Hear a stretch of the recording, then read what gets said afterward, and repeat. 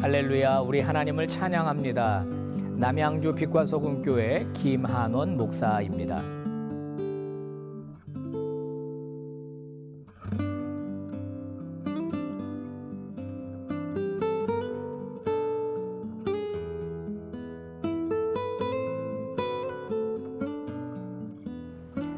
하나님의 언약궤에는 큰 능력이 있죠. 어떤 능력입니까? 이스라엘 백성들이 가나안 땅에 들어가고자 할 때 요단강에 가로막혀 있었습니다. 그때 하나님께서는 언약궤를 메고 제사장들이 그 안에 들어가라. 그러면 요단강 물이 갈라질 것이다. 이렇게 말씀하셨고 실제로 그대로 순종하자 놀라운 일이 펼쳐졌습니다. 여러분, 출애굽 2세대들은요. 홍해 도화 사건을 경험하지 못했습니다. 요단강을 건너는 사건으로 하나님의 위대한 능력을 이제 확인하게 됐죠. 두 번째, 여리고성을 무너뜨릴 때 어떻게 했습니까? 하나님의 언약궤를 맨 앞에 세우고 이 여리고를 돌라고 그랬습니다. 돌았을 뿐입니다. 그런데 어떻게 했습니까? 그 성이 무너져 내리지 않았습니까? 그렇게 이 언약궤는 놀라운 능력이 있습니다. 하나님의 현존, 하나님의 임재, 그것이 바로 이 언약궤라고 하는 거예요. 자, 사무엘상 4장을 보면은요, 엘리의 두 아들 홈리와 비느하스가 블레셋과의 전쟁에서 언약궤를 들고 나가기로 결정을 합니다. 이미 한 번 패배했습니다. 4천 명이 전사했습니다.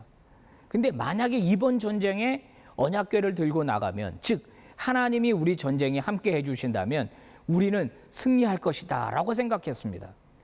언약궤가 전쟁터에 도착하자 이스라엘 백성들의 사기가 하늘을 찔렀습니다.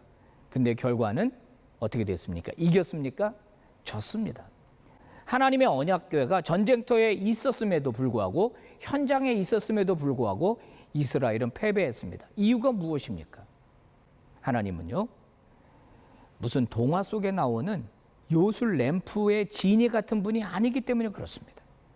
하나님은 이스라엘 백성들이 요구하는 대로 움직이는 분이 아닙니다.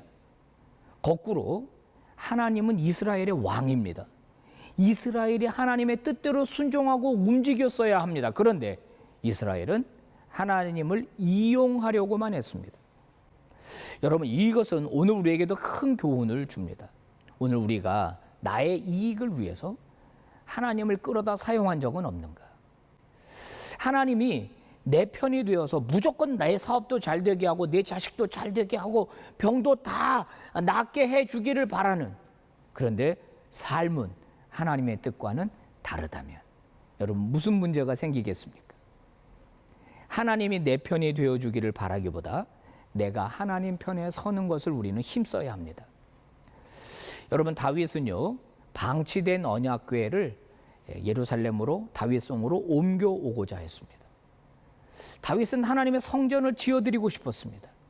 그의 마음은 언제나 한결같았습니다. 그가 목동일 때도, 또 골리앗을 맞서 싸워 이길 때도, 또 사울을 피해 도망자로 살 때도, 나중에 세월이 많이 지나 이스라엘의 왕이 되었을 때도 그는 하나님 앞에 한결같은 사람이었습니다.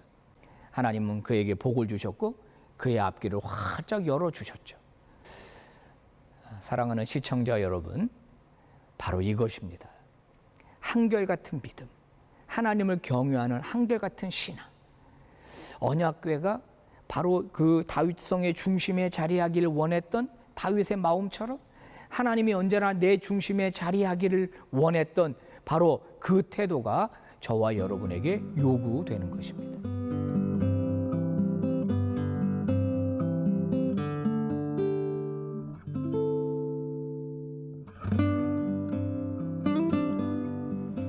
시청자 여러분, 우리 인생에서 하나님을 하나님 되게 합시다.